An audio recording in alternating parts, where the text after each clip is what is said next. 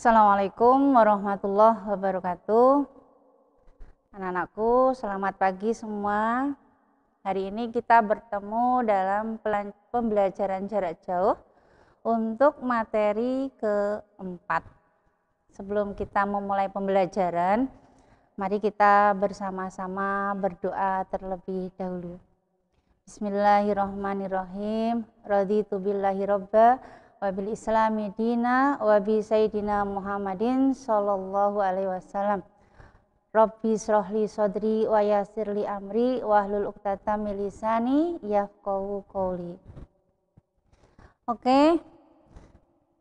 Untuk masa-masa sekarang ini kalian diminta untuk stay di rumah, tinggal di rumah agar bisa terjaga kesehatan. Tolong diminta jangan keluar rumah kalau tidak penting. Jika kamu harus keluar rumah, maka jangan lupa memakai masker, kemudian sering cuci tangan dan jaga jarak, hindari kerumunan. Itu bagian dari ikhtiar kita untuk mengurangi penyebaran COVID-19. Oke, anak-anakku, kamu bisa absen dari dalam komentar nama dan kelas untuk lebih mempermudah wali kelas kalian mengecek data absen kalian. Oke, kita akan mempelajari tentang indahnya membina malihgai rumah tangga. Nah, kenapa materi ini dimasukkan dalam pembelajaran kelas 12? Karena ini berhubungan dengan Undang-Undang Nomor 1 Tahun 74 tentang pernikahan dan juga tentang kompilasi hukum Islam tahun 1991. Jadi itu terkait adanya undang-undang tersebut, bahwa di undang-undang tersebut dinyatakan bahwa anak usia 17 tahun jika sudah siap bisa melangsungkan pernikahan. Tapi kemudian ke arah sini itu dirubah umurnya, yaitu umur 19 tahun. Kalau sudah 19 tahun maka bisa untuk melaksanakan pernikahan jika kedua belah pihak sudah siap untuk melaksanakan jenjang pernikahan untuk membina mahligai rumah tangga. Pada pembelajaran ini tujuan pembelajarannya adalah menelaah ketentuan hukum pernikahan dalam Islam. Yang kedua, kamu dituntut untuk bisa menelaah hikmah pernikahan. Yang ketiga, menyajikan proses pernikahan. Nah, sebelum pada proses bab ini, Bu Husni ingin menyampaikan bahwa saat ini mungkin di antara kalian ada yang masih berusia 16 tahun, ada yang 17 tahun, ada yang 18 tahun, bahkan mungkin ada yang 19 tahun. Nah, yang 16 tahun ini Bu Husni rodok bingung Ki, karena berarti kalian harus dituntut untuk berpikir lebih dewasa, gitu ya. Karena yang saya giring ini adalah tentang kehidupan rumah tangga, dan kamu bisa melihat bagaimana kehidupan rumah tangga ayah dan ibumu, bapak dan ibumu, umi dan abahmu, bagaimana mereka mengarungi kehidupan rumah tangga bersama anak-anaknya. Nah, saya ingin mengatakan bahwa begini, mungkin saat ini di usia ini kamu suka dengan seseorang.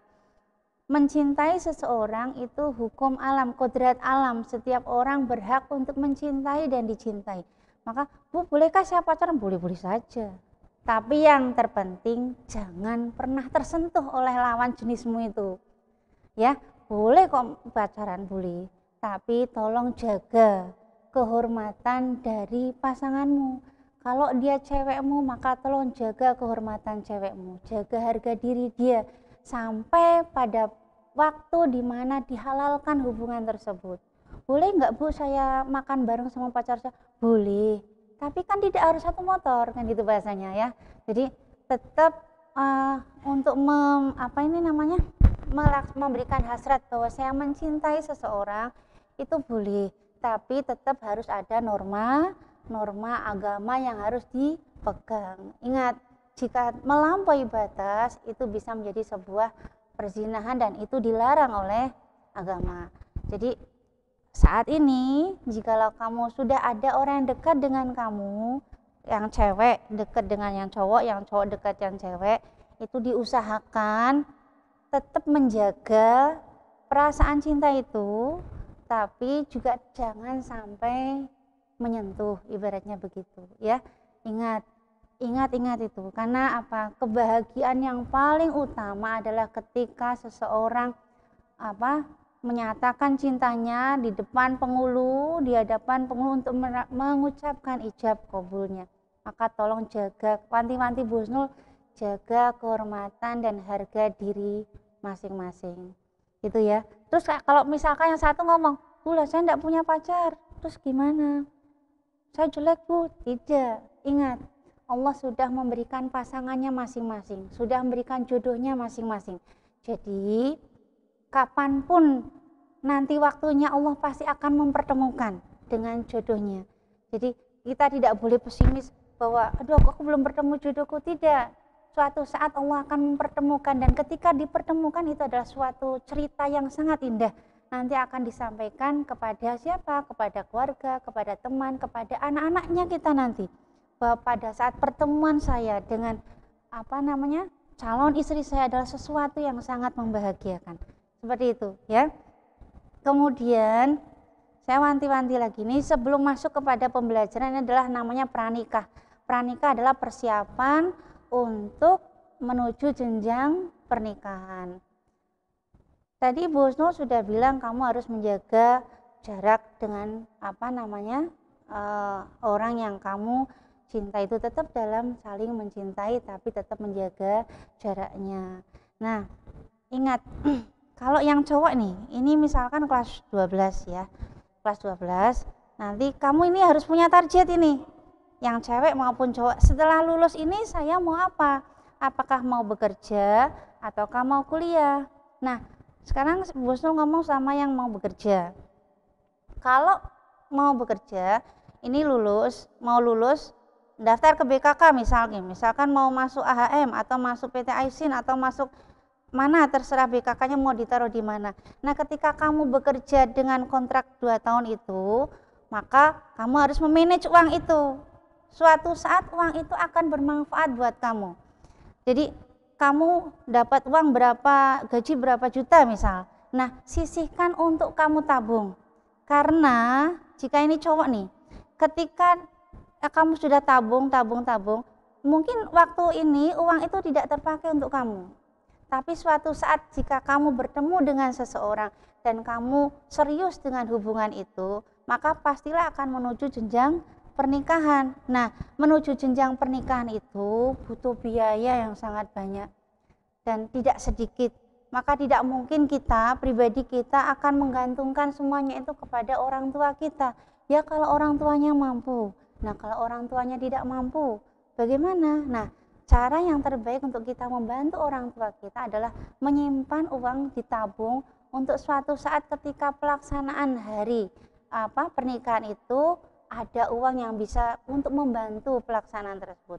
Nah, yang cewek juga sama. Kalau sekarang ini kamu kuliah, ketika kuliah ada proses bertemu dengan seseorang dan kamu ada klik, ada kecocokan di situ. Nah, untuk mencari kecocokan kan susah. Tapi kalau misalkan ada klik di situ dan ada keseriusan, nah usahakanlah kamu bisa mencari sambilan untuk mendapatkan uang. Nah, uang itu nanti ditabung. Suatu saat uang itu akan berguna ketika kamu sudah serius dengan pasanganmu untuk menuju jenjang pernikahan. Nah, dari situ itu bisa membantu orang tua kita dalam proses biaya pernikahan. Seorang perempuan itu butuh biaya yang mahal untuk mendapatkannya. Misal, ketika misalkan si Jono suka sama Jin apa Jenny? Jenny ya. Jono suka sama Jenny. Nah, ketika dia suka, dia akan minta tolong sama orang tuanya. "Pak, saya suka sama Jenny, tolong Pak." Nah, untuk berkata tolong itu, nanti bapak dan ibunya akan datang ke rumah Jenny, bertemu dengan orang tuanya. Itu ketuk pintu itu. Yang kalau di orang Jawa itu nakoke bahasanya ya. Nah, ketika nakok itu, nyun sewu Pak Dasmon, ini anak saya Jono menyukai Jenny anak Bapak. Apakah anak Bapak Jenny punya pacar? Nah, kalau ketika mengucapkan itu pun harus ada buah tangan apa yang dibawa. Misalkan kalau enggak buah-buahan atau makanan kecil atau gula teh misalkan itu butuh biaya. Nah, setelah itu jika hubungan itu direstui oleh kedua belah pihak, kemudian hari berikutnya adalah khitbah atau meminang. Nah, meminang itu tidak bisa kita membawa badan kita silaturahmi, assalamualaikum saya meminang anak bapak, tidak. Tapi semua juga butuh biaya. Nah, tabungan yang kamu miliki itu digunakan untuk proses khitbah tadi atau meminang tadi. Banyak perangkat yang dibawa, buah-buahan, makanan, pakaian, perangkat make up dan sebagainya. Itu diserahkan kepada calon istrinya sebagai bentuk rasa cinta kepada calon istrinya itu untuk menuju proses jenjang pernikahan. Begitu ya. Nah, itu adalah proses yang menabung. Belum lagi adalah ketika proses resepsi pernikahan butuh biaya dan itu tidak sedikit. Maka mulai dari sekarang kamu harus memanage waktu, membuat perencanaan. Tahun ini saya menyelesaikan sekolah, tahun berikutnya saya bekerja, dari bekerja saya harus mendapatkan apa, kemudian di usia berapa saya harus menikah. Mulai sekarang harus punya target itu. Oh, saya harus menikah paling tidak umur 30. Oh, paling tidak saya menikah umur 25 tahun. Nah, proses itulah nanti akan membentuk kamu menjadi sebuah pemikiran kedewasaan untuk menuju jenjang pernikahan. Nah, sekarang perhatikan. Ketika kamu memiliki hubungan dengan seseorang, nih saya ngomong sama yang cewek nih. Kalau kamu punya pacar atau seseorang yang dekat, suatu saat nanti, tolong itu dekatkan dengan orang tua. Jadi misalkan mau apel nih misalkan, apel datang. Nah, ketika apel datang itu, kalau diusahakan jangan ketemu dulu langsung, dihadapkan dengan bapaknya. Nanti kalau dia betul-betul orang yang bertanggung jawab, orang yang betul-betul punya keseriusan untuk menuju jenjang pernikahan, ketika dihadapkan dengan bapakmu, bapak yang cewek, maka tidak canggung. Dan di situ ada komunikasi antara calon menantu dengan calon mertua. Ketidakcanggungan itu dihubungkan dengan berkomunikasi satu sama lain. Jadi kalau datang, Pak itu Pak ditemui dulu, saya belakangan ngambil tes saja misal. Itu adalah proses bagaimana menilai pasanganmu, calonmu itu apakah dia orang yang bertanggung jawab ataukah tidak. Kalau dia orang yang tidak bertanggung jawab dan hanya untuk menghabiskan waktumu bermain-main saja, tidak punya kemanfaatan, berarti dia bukan orang yang terbaik buat kamu. Gitu ya. Tapi kalau orang itu punya keseriusan menuju jenjang pernikahan, maka ketika dihadapkan dengan keluarganya, fine-fine saja. Itu bagian dari kedewasaan untuk menuju jenjang pernikahan. Jadi kamu bisa menilai apakah pacar aku ini orang yang bertanggung jawab ataukah tidak. Itu bisa dinilai dari bagaimana cara bicara, bagaimana cara menghabiskan waktunya, bagaimana dia mempunyai perencanaan. Itu nanti akan dilihat komunikasinya dengan keluarga. Itu ya. Karena apa? Pernikahan itu tidak untuk 1 hari 2 hari, tapi untuk selamanya. Di situ yang namanya pernikahan itu berkumpulnya dua keluarga yang berbeda. Itu yang harus kamu ingat itu. Sekarang lanjut ke, ini saya minta Pak Zubedi untuk memutar video sedikit sebagai gambaran. Bisa jadi kamu pernah melihat proses tersebut di keluargamu, tetanggamu, tapi bagaimana jika itu terjadi pada diri kita sendiri, gitu kan ya. Ini adalah proses ijab qabul.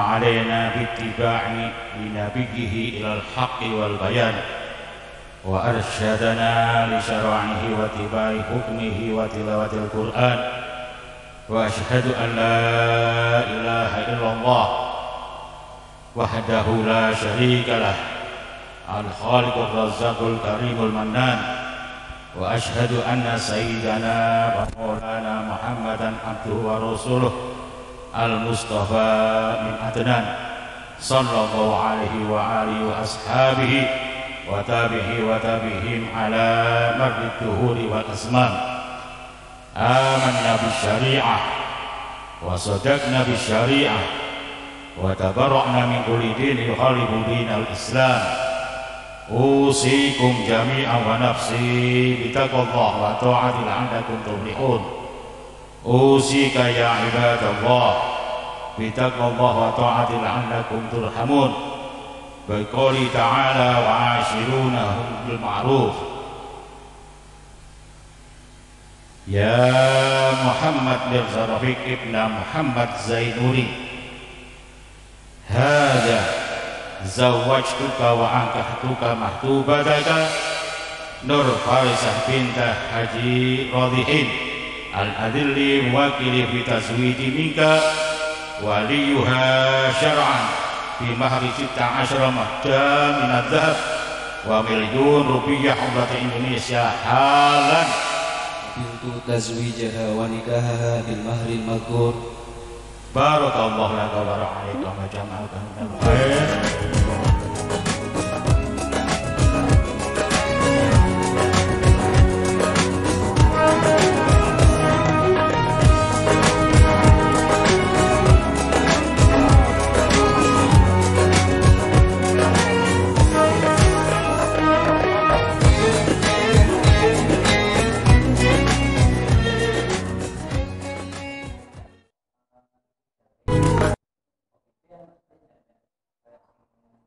Kan macam-macam, ada tiga mau pakai yang mana yang nyaman gitu kan, tak nyaman ucapan ora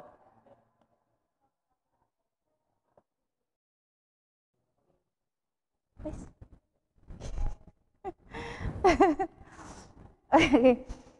Oke, anak-anak, kamu sudah melihat bagaimana proses ijab kabul tersebut.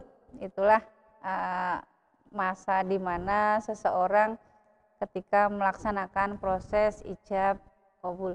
Itu biasanya kalau saya tanya cowok-cowok, gimana tuh rasanya mau ijab kabul? Deg-degan, kayak gunung meletus, gitu ya. Jadi untuk proses itu, ibaratnya saya lebih suka dimarahi majikan saya atau bos saya daripada saya harus ijab kabul. Deg-degannya itu tidak bisa dibayangkan. Kalau sudah selesai plong rasanya gitu ya. Itu adalah pengalaman sebuah ijab kabul. Nah, ini adalah pengertian nikah. Apa itu pengertian nikah? Nikah adalah akad yang menghalalkan hubungan suami istri antara seorang laki-laki dengan seorang perempuan yang bukan mahramnya sesuai dengan syariat Islam yang menimbulkan hak dan kewajiban. Tuh.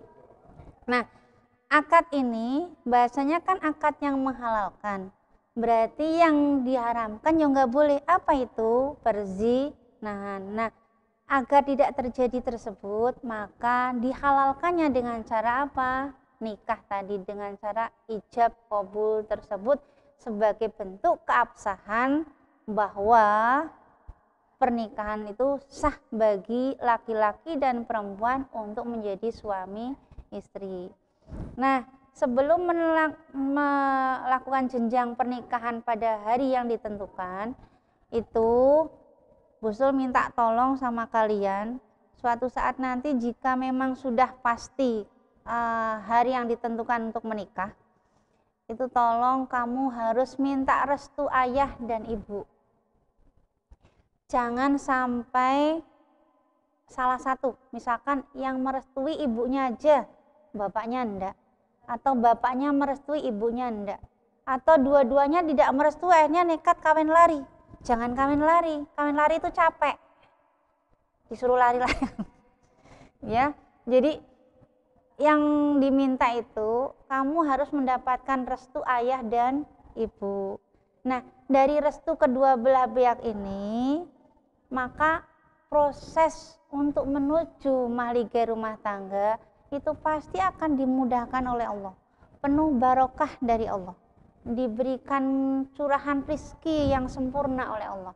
Itu janji Allah bagi orang yang mau menikah. Nah, tolong diusahakan ayah dan ibu ini merestui, jangan sampai berat sebelah, karena kalau salah satu tidak merestui, itu proses menuju kehidupan berumah tangga itu sering kali akan mengalami permasalahan, dan itu kadang tidak disadari orang. Kalau setelah terjadi baru, oh ya dulu aku tidak direstui oleh ibu, oh ya dulu aku tidak direstui oleh bapak. Jadi diusahakan nanti itu harus kedua belah pihak saling merestui, itu ya. Dan ingat, ketika sudah menikah itu seorang istri pakaian bagi suaminya, suami itu pakaian bagi istrinya. Maka kalau sudah menikah, jangan sampai kekurangan suami atau kekurangan istri diumbar ke sosmed misalkan. Aduh, disampaikan ke, oh ternyata suamiku itu kelihatannya cakep, ternyata panunya banyak sekali misalkan. Nah, akhirnya semuanya kesiar. Itu jangan sampai terjadi, semua ditutupi. Mungkin dia punya kekurangan, tapi kelebihannya itu untuk menutupi kekurangannya. Itu yang diminta.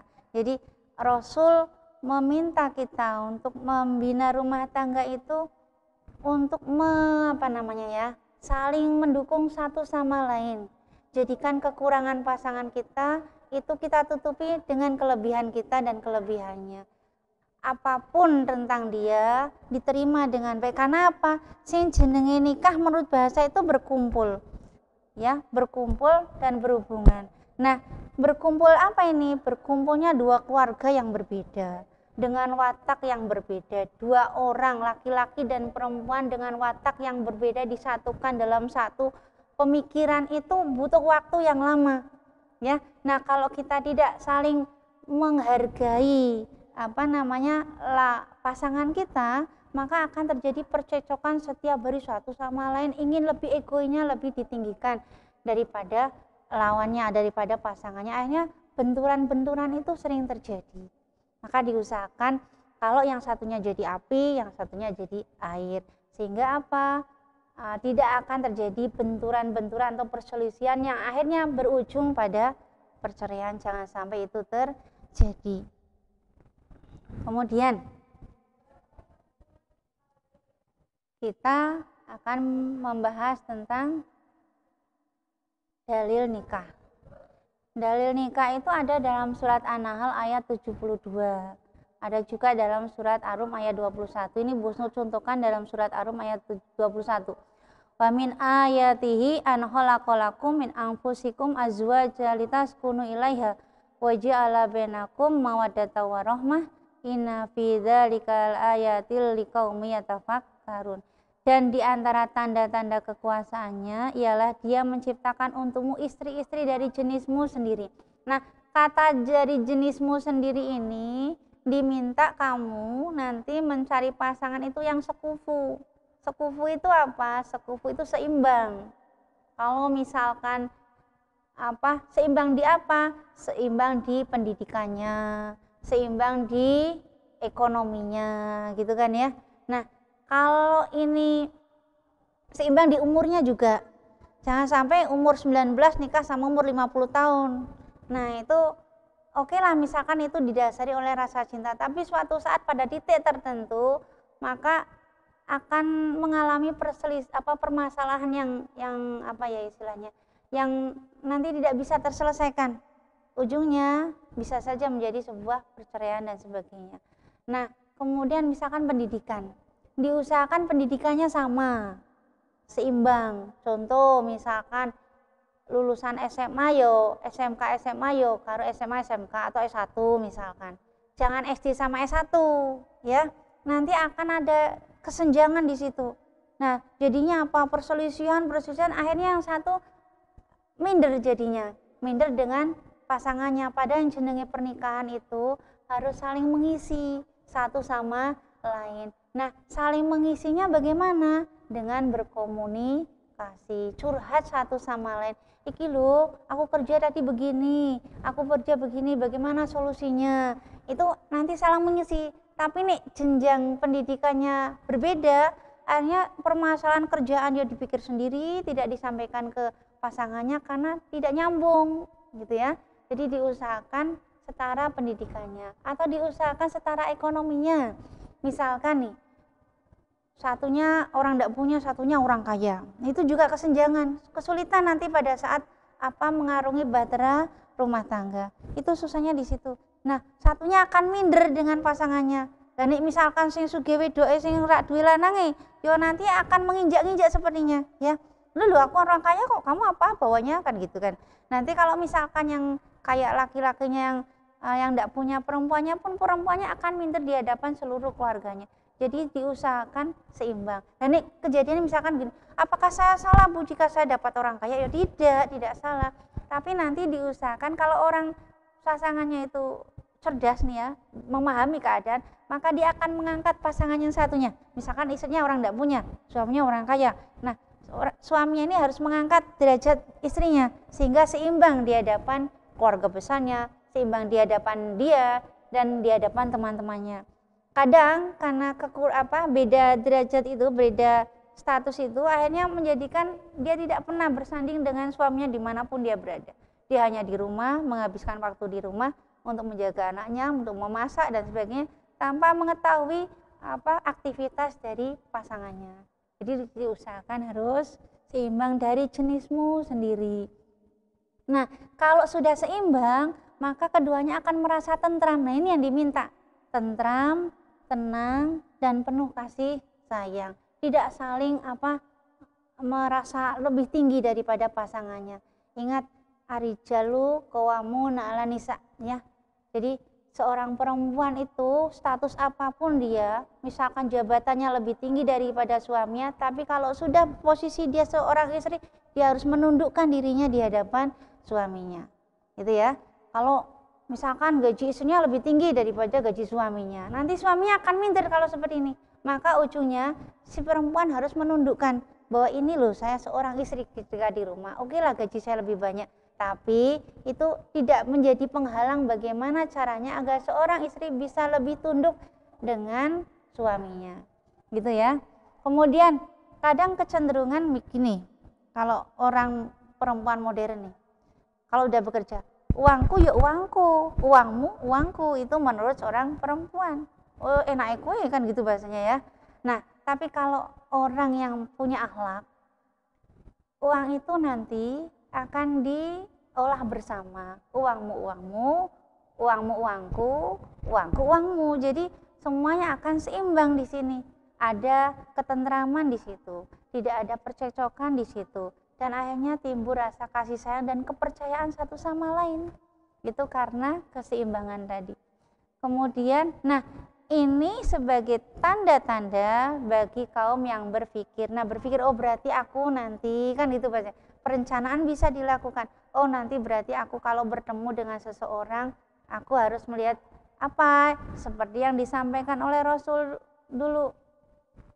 Bahwa ketika seseorang itu akan menikah, pasti akan dilihat dari bisa jadi parasnya, kecantikannya, bobot bebeknya atau nasabnya, kemudian kedudukannya, dan yang paling baik adalah apa? Yang paling baik adalah kesamaan agamanya. Itu ya. Nah, tujuan pernikahan. Tujuan pernikahan itu untuk meneruskan keturunan. Jadi nasabnya itu akan berlanjut dari bapak, ibu, turun anak. Anak menikah, turun cucu. Cucu menikah, turun cicit. Cicit menikah, akhirnya jadi canggah, dan semuanya proses itu untuk memperbanyak keturunan, meneruskan nasabnya dari bapaknya maupun dari proses ibunya, itu nanti yang akan menguatkan proses nasabnya tersebut. Jadi makanya orang Jawa nih saya bilang ya, sering lebih kekehnya pada bahasa bibit, bobot, bebet. Kenapa? Nanti nasabnya itu akan runtut. Nah, ini orangnya baik, maka insya Allah keturunannya akan baik, kan seperti itu. Jadi lebih detail banget bagaimana cara memilih pasangan itu, orang bahkan pakai perhitungan dan sebagainya. Itu biasanya orang-orang yang masih orang Jawa yang kuno itu masih seperti itu. Kalau sekarang pemikirannya kan kalau saya saling mencintai, cocok satu sama lain, kita niat untuk menikah, jalan kan seperti itu kalau sekarang ya. Oke, sebagai sarana beribadah kepada Allah. Kenapa menikah itu sangat menyenangkan? Itu karena penuh dengan syarat ibadah. Penuh dengan ibaratnya pahala yang berlimpah dari Allah. Contoh nih, seorang istri menghantarkan suaminya ke pintu rumahnya untuk bekerja. Monggo selamat bekerja, itu penuh dengan muatan pahala. Seorang istri mencium tangan suaminya penuh dengan muatan pahala. Seorang istri memasakkan makanan untuk suaminya penuh dengan muatan pahala. Ketika suami bekerja niat untuk menafkahi istrinya, itu juga penuh dengan muatan pahala. Bukan asal bekerja tok, aku pak mangkat kerja selesai, tidak. Tapi itu diniatkan untuk memberikan nafkah kepada istri dan anak-anaknya, itu bagian dari pahala yang akan dicurahkan kepada pasangan tersebut. Maka rugi kalau tidak menikah. Gitu ya. Oke, kemudian menjalankan sunnah Rasul.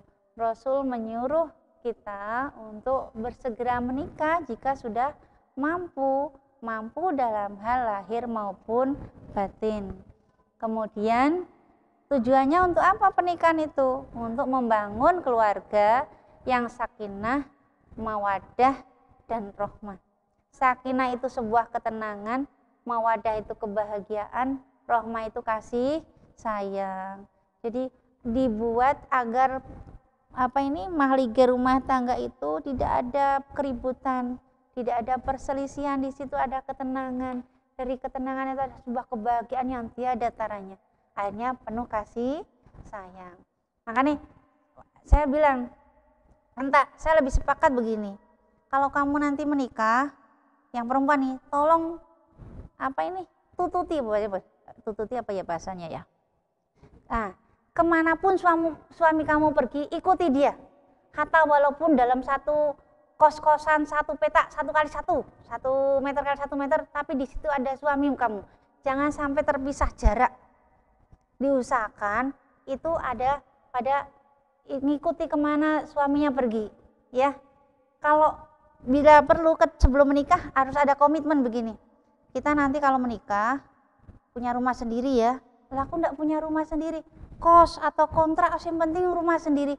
Mau dibuat apa rumah itu keinginan kita sendiri, bukan dari pengaruh orang lain.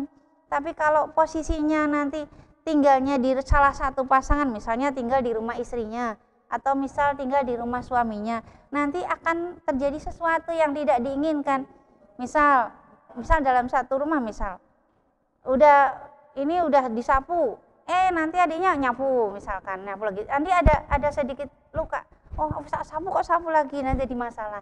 Nah kemudian kalau misalkan nanti tinggal di rumah istrinya misalkan, maka seorang istri harus memahami perasaan suaminya, bagaimana perasaan dia tinggal di rumah mertuanya yang memang belum saling mengenal, kemudian sama adiknya, atau misalkan si istri tinggal di rumah suaminya, di situ ada mertua, ada adik ipar dan sebagainya, itu nanti suatu saat akan ada ada perselisihan sedikit, dan itu bisa menjadi bumerang yang sangat besar.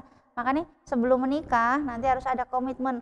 Pokoknya kalau sudah nikah kami niat berdua untuk kontrak Bu, untuk kos Bu, untuk lebih dekat tempat kerja, maka kami akan bersama Bu.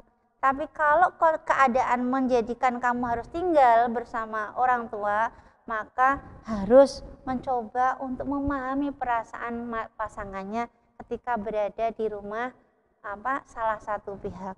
Itu ya. Jadi untuk membangun keluarga yang sakinah mawaddah warahmah itu butuh sebuah perjuangan yang sangat besar, dan itu harus dilakukan secara bersama-sama. Itu ya. Oke. Nah, rukun nikah. Rukun nikah itu ada 5. Calon mempelai pria, calon mempelai wanita, kemudian wali, saksi, ijab kabul. Nah, biasanya di Pekalongan itu sebelum proses setelah khitbah itu ada yang namanya contoh. Kalau orang Pekalongan namanya ngerksoyo gitu ya. Itu nanti akan datang KUA-nya, KUA akan datang, itu harus menghadirkan saksi, harus menghadirkan wali. Kemudian ditanya sama KUA-nya, Mas Jono, kamu menikahi Jenny apakah dipaksa ataukah karena mencintai sendiri? Nah, nanti Jenny juga akan ditanya nih, contohnya Jenny dan Jono nih ya. Jenny, Mbak Jenny, apakah kamu menikah dengan Jono dipaksa atau karena mencintai sendiri? Jika salah satu dari 2 orang itu mengatakan dipaksa, maka pada saat itu juga KUA akan membatalkan proses pernikahan atau terfasah pernikahan tersebut ya. Jadi akan dibatalkan karena tidak saling mencintai. Jadi biasanya direkod dulu sama yang di dalam rumah. Kok nek ditakoi KUA ngomongnya saling mencintai loh, bukan karena dijodohkan. Nah, itu biasanya sudah direkod dulu. Karena apa? Undangan sudah tersebar, semua sudah tahu, yang di dapur sudah mulai masak. Nah, ini kalau di salah satu ngucap aku dijodohkan, aku tidak kenal, nah itu langsung KUA akan membatalkan proses pernikahan tersebut. Itu namanya contoh. Nah, disitulah letak nanti ujung menuju ke hari pernikahan. Oh ya, saling mencintai, berarti kapan hari pernikahannya? Tanggal ini. Oke, siap, dilaksanakan. Nah, di situ nanti ditandatangani oleh 2 orang saksi, wali juga tanda tangan, yang menikah juga tanda tangan gitu ya. Kemudian wali itu adalah yang menikahkan mempelai wanita dengan mempelai pria. Jika bapaknya mampu, maka dia bisa mengakadkan, mengijab kabulkan pernikahan tersebut. Jika tidak, bisa diwakilkan kepada yang mampu, misalkan Pak Kiai atau siapa yang ditunjuk untuk mewakilkan proses ijab kabul tersebut. Nah, wali ini adalah harus bapaknya. Nek bapaknya meninggal, itu adik atau kakaknya yang laki-laki. Nek adik atau kakaknya yang laki-laki nggak ada, berarti kakak dari bapak, kakak atau adik dari bapak yang laki-laki. Nek adik dari kakak dan bapak tidak ada, Pak Le atau Pak De tidak ada, maka anak dari Pak Le atau Pak De yang laki-laki. Jadi seperti itu, tapi yang urutan yang nasab ke laki-laki, bukan ke bapak gitu ya. Itu adalah status wali. Kemudian saksi itu harus laki-laki 2, adil. Kemudian syaratnya nanti akan Bu tunjukkan. Kemudian dia mampu mendengar, melihat, mencermati lafaz itu, sehingga ketika ijab kabul itu disampaikan, diucapkan, maka wali bisa mengatakan sah dan sah gitu ya. Kemudian ijab kabul itu adalah lafaz yang akan diucapkan sebagai proses pernikahan. Nah, Rasul mengatakan bahwa wanita biasanya dinikahi karena 4 hal, karena hartanya, karena kedudukan di sini adalah nasabnya, 5 liha, wali hasabiha, wajamaliha, walidiniha. Jadi kecantikannya iya, hartanya iya, nasabnya iya. Jika tidak, misalkan salah satunya itu ada kesulitan, maka yang terpenting dari semua itu adalah agamanya. Jadi diusahakan tidak beda agama, tapi satu agama itu yang akan menjadikan kebahagiaan karena diberkahi oleh Allah. Kalau tidak, maka akan merugi gitu ya. Nah, ini adalah mahar. Apa itu mahar? Mahar itu adalah pemberian suami kepada istri sebagai bentuk tanda cinta suami kepada istri. Nah, diminta mahar itu adalah sesuatu benda yang tidak dapat rusak dan yang dapat disimpan dalam waktu yang lama. Makanya Bu Husnul wanti-wanti kalau nikah jangan menggunakan seperangkat alat sholat untuk mahar. Karena apa? Sing jenenge mekena itu lama-lama akan lusuh. Nah, sedangkan mahar itu harus awet. Maka diusahakan kalau memang uangnya sedikit Bu, nggak banyak misalkan, maka diusahakan walaupun 1 gram emas, tapi setidaknya itu emas yang awet sebagai tanda cinta seorang suami kepada istri. Walaupun 1 gram emas, diusahakan itu yang awet. Jangan menyepelekan, karena seorang perempuan itu adalah sesuatu yang harus dihargai dan dihormati. Coba kamu lihat bagaimana riwayatnya Rasulullah meminang Khadijah itu menggunakan unta barkah ya, 20 unta barkah. Kalau dinilai itu sampai 1 miliar itu. Jadi Rasul menghargai Khadijah itu dengan mahar 1 miliar kalau sekarang, dengan unta 20 unta barkah itu. Nah, makanya kalau memberikan tanda mahar itu diusahakan bentuk yang tidak akan rusak, yaitu misalkan gelang, kalung, cincin. Walaupun cincin saja, kalau misalkan tidak punya, yang penting tidak akan hilang. Nah, kalau uang misalkan maharnya uang dengan mahar 100.000 rupiah. Ngodonge wis donge nikah selesai, tanya uang yang maharnya mana? Oh, sudah buat belanja. Nah, itu malah susah jadi akhirnya. Nah, diusahakan dalam bentuk barang yang tidak bisa rusak. Hargailah calon istrimu tadi dengan bentuk mahar yang bagus, yang baik, sesuai dengan kemampuan. Itu ya. Oke, sekarang ijab kabul.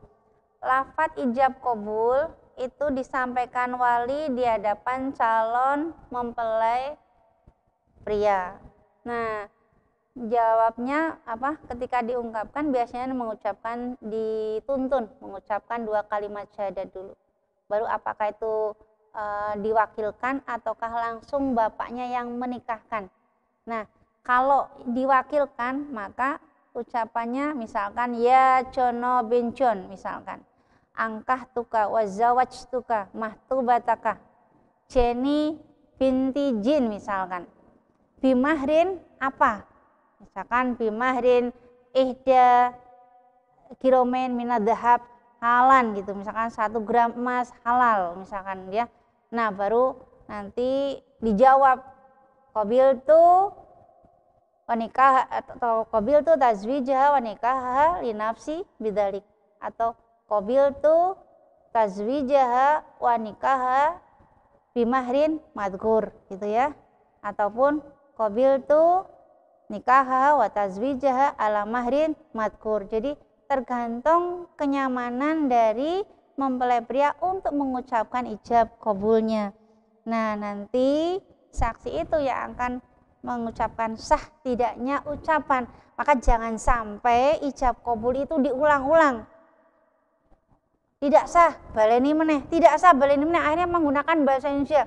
Saya terima nikahnya dan kawinnya Jinni bin Jin dengan mas kawin 1 gram emas dibayar utang misalkan.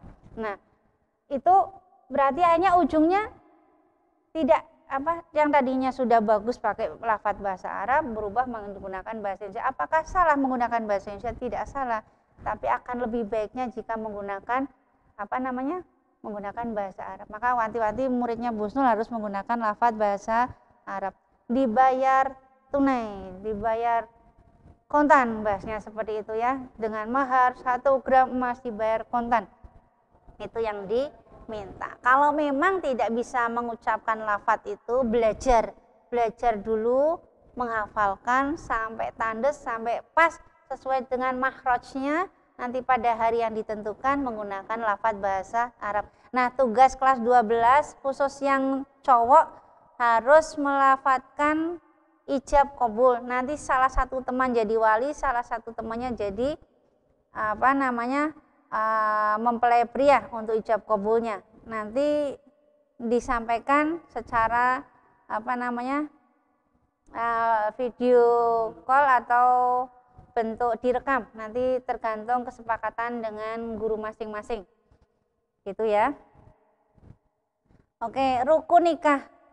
Rukun nikah itu ada calon suami. Harus seorang laki-laki yang dewasa, maka anak-anak nggak boleh. Tidak sah pernikahan jika dilakukan oleh anak yang belum umur. Harus beragama Islam. Jadi kalau menikah dengan beda agama, tidak sah pernikahan tersebut atau tidak boleh. Kemudian tidak dipaksa, ya. Jadi harus ada kerelaan. Posisi mempelai tidak dalam keadaan ihram atau umroh. Kalau ternyata misal si umroh kemudian ketemu sama cewek misalkan, aku harus menikahi dia mumpung di Mekah. Nah itu tidak boleh.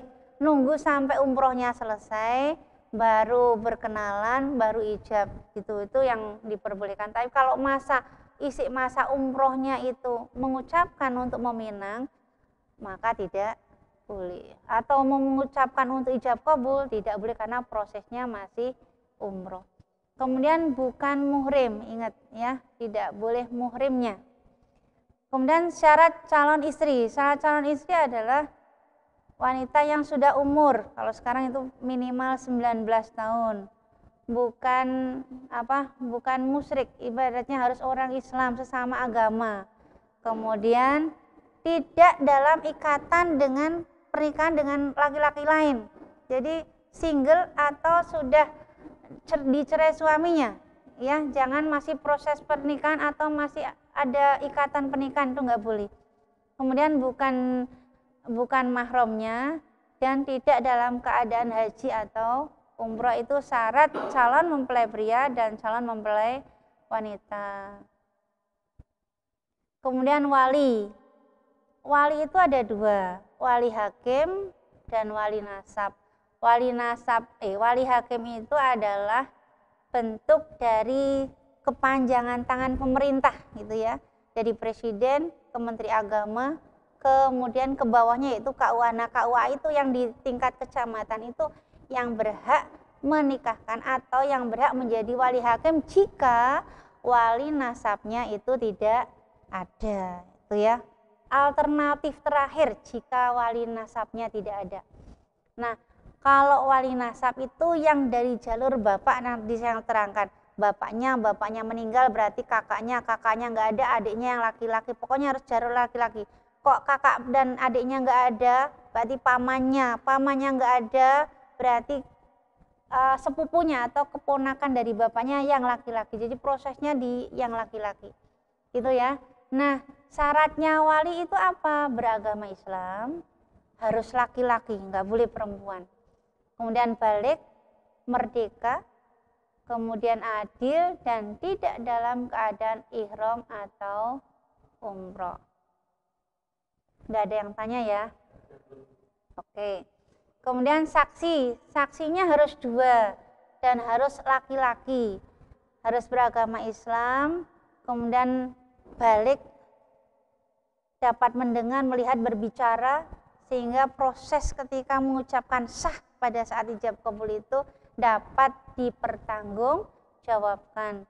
Kemudian akad ijab kabulnya tadi sudah disampaikan di depan, bagaimana cara mengucapkan, seorang wali mengucapkan akadnya, kemudian seorang mempelai pria mengucapkan kabulnya sebagai bentuk jawaban gitu ya.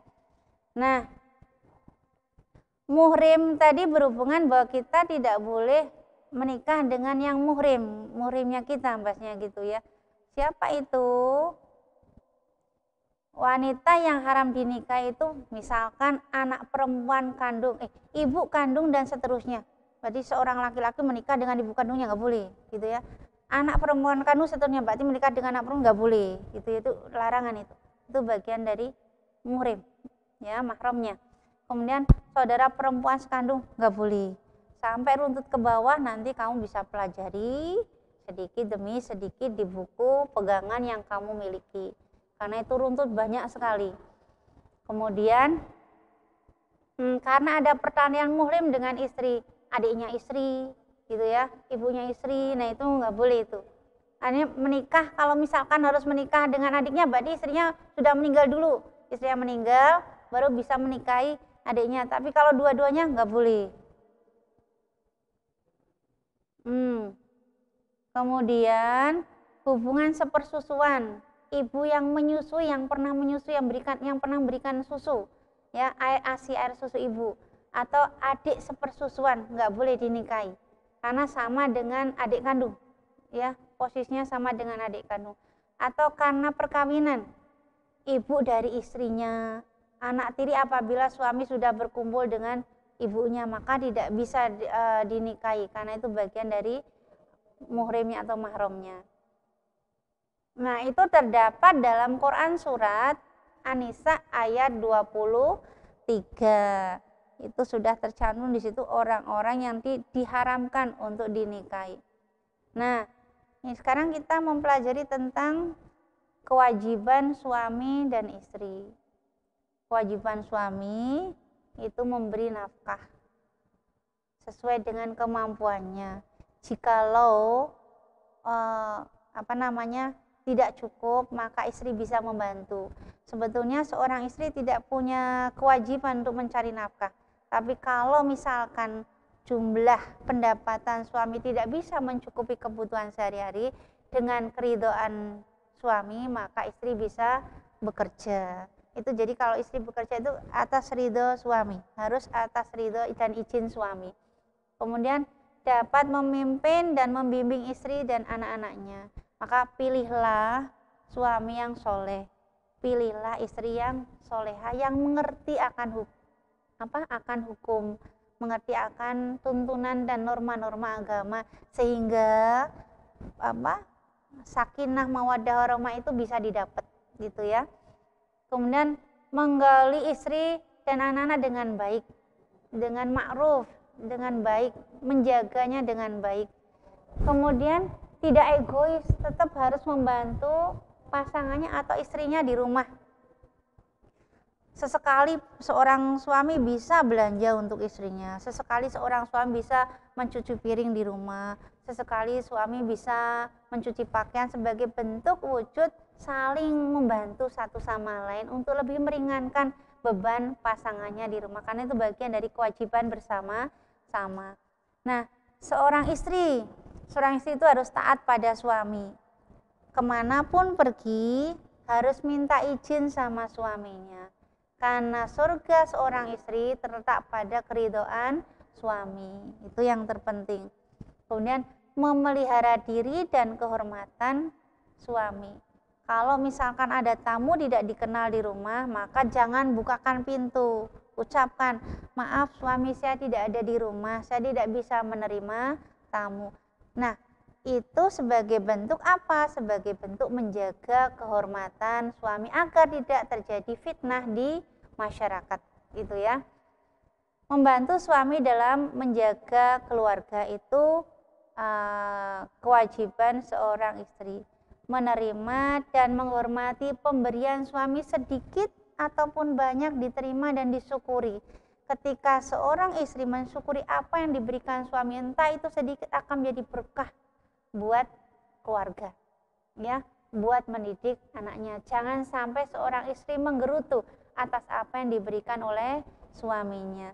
Jadi butuh keikhlasan bersama-sama di dalam membina rumah tangga. Hormat dan sopan pada suami dan keluarganya. Kemudian memelihara, mengasuh dan mendidik anaknya dengan baik, kewajiban seorang istri. Makanya kalau suami bilang dia adalah istriku yang paling soleha, istri dari ibu dari anak-anakku, maka kalau ada bahasa ibu dari anak-anakku maka akan adem itu bagi seorang istri, ya. Nah, sekarang hukum nikah.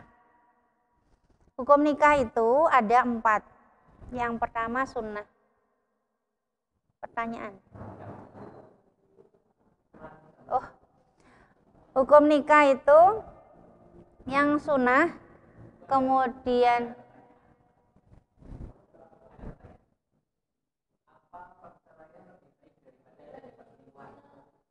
apakah?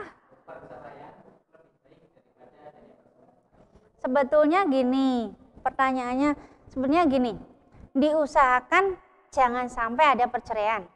diusahakan jangan sampai ada perselingkuhan. Nah, makanya kalau seorang istri nanti ketika dia sudah menikah dengan suami harus menanyakan pada suaminya. Misalkan Mas manggilnya ya, Mas mau kawin lagi boleh gitu. Karena hak suami itu menikah 1, 2, 3, 4. Biar tidak terjadi perselingkuhan. Nah, maka tawarkan dulu itu. Mau poligami silahkan. Nah, baru kalau sudah diucapkan itu, seorang istri mengucapkan itu baru ngomong. Tapi bisa adil enggak? Kalau enggak bisa adil cukup 1. Gitu yang diminta gitu. Nah, jangan sampai terjadi perselingkuhan. Bagaimana caranya? Caranya adalah seorang istri harus betul-betul pada posisi dia menjadi seorang istri yang baik buat suaminya. Jangan sampai hak dan kewajiban yang dilakukan itu terbengkalai sehingga suami melihat perempuan yang lain. Itu maka nih tidak dua-duanya, jangan sampai perceraian dan jangan sampai ada perselingkuhan. Jadi harus bekerja sama satu sama lain. Gitu ya. Waktunya nggak cukup ini. Nanti kita kita nanti sambung di tatap muka. Tatap mukanya kurang berapa Pak Zubaidi? Kurang 1 minggu ya? Nah, 1 menit. Nanti hukum nikah yang sunnah, wajib, makruh, haram itu nanti kita pelajari di tatap muka ya. Lebih afdal nanti kita bisa berbincang-bincang bagaimana tentang membina maligai rumah tangga. Busul ngomong sendiri ki enggak lucu akhirnya ya. Kalau ada audiens kan enak, jadi ada timbal balik dan di situ nanti ada pertanyaan yang bisa mengantarkan pada posisi yang benar yang mana. Ini ngomong sendiri akhirnya terpaku pada slide saja. Sedangkan membina maligai rumah tangga itu berhubungan dengan watak seseorang yang berbeda dan dijadikan satu dalam sebuah maligai rumah tangga. Ada pertanyaan lagi?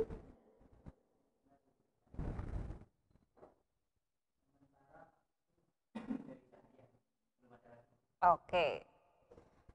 Sambil nunggu 1 menit. Yang wajib yang ini nih yang sunnah. Bagi orang yang menikah mampu jadi sunnahnya itu dia bisa memiliki pekerjaan ya, bisa menafkahi lahir dan batin. Nah, tapi dia bisa mengendalikan nafsunya. Ngusik nikah ngondisi pelan-pelan, nah itu namanya sunnah.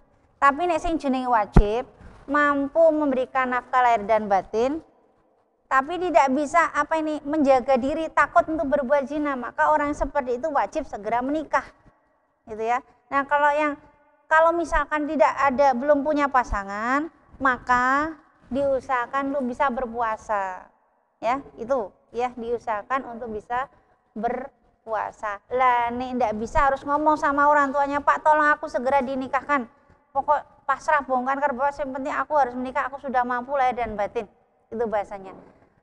Nah, nek makro itu tidak punya pekerjaan, tidak bisa berikan nafkah, tapi pingin nikah, nah itu makro hukumnya. Nah, itu yang punya kewajiban siapa? Orang tuanya. Pak, tolong aku pingin nikah, tapi aku rada kerjaan, pokoknya aku njaluk nikah. Nah, maka orang tua itu yang harus menolong anaknya ini untuk bisa menikah. Nah, terus bagaimana dia menafkahi keluarganya? Bapak dan ibunya harus memberikan modal untuk orang ini yang mau menikah ini, agar modal itu nanti dikelola untuk menghidupi anak dan istrinya. Nah, haram ini yang bahaya. Jangan sampai terjadi pernikahan hanya untuk membalas dendam atau menyakiti calon istrinya atau istrinya. Jangan sampai itu terjadi. Sudah habis ya Pak ya? Oke. Bu Husnul cukupkan sampai di sini, semoga manfaat. Kita ketemu nanti tatap muka, lebih banyak share tentang bagaimana membina maligai rumah tangga. Berharap apa yang Bu Husnul sampaikan bermanfaat sebagai proses menuju jenjang pernikahan. Terima kasih. Assalamualaikum warahmatullahi wabarakatuh. Rumah tangga, berharap apa yang Bu Husnul sampaikan bermanfaat sebagai proses menuju jenjang pernikahan. Terima kasih. Assalamualaikum warahmatullahi wabarakatuh. Rumah tangga, berharap apa yang Bu Husnul